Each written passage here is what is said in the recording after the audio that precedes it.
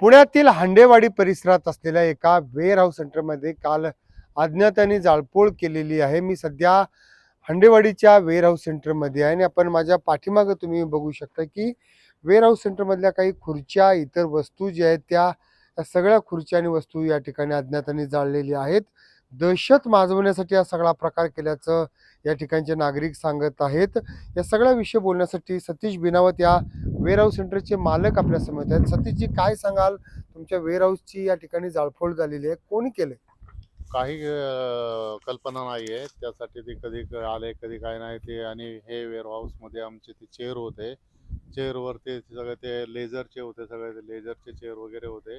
त्या लेझर सगळं जाळून आणि ते लेझरमधनं सगळे स्टील वगैरे सगळं काढून आणि बाकीचे चॅनल वगैरे होते आणि मोठ्या मोठ्या कैच्या होत्या, त्या कैच्या तोडून त्यांनी नेलेले. रात्री किती वाजता नेलेले किती काय ते आम्हाला काही कल्पना नाही आहे.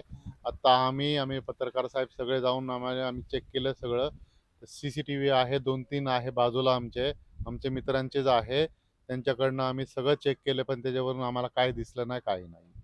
आपण पाहिले की अशा पद्धतीने हे सगळं जाळपोळचा प्रकार करून या ठिकाणी चोरी केल्याचं सुद्धा समोर येत आहे. एकंदरीत या सगळ्या घटनेची सखोल तपासणी करून चौकशी करण्याची मागणी उद्योजक जे आहेत सतीश बिनावत यांनी केलेली आहे. लोकशाही मी चंद्रशेखर. लोकशाही मराठी ऐका, पहा, जागरूक रहा.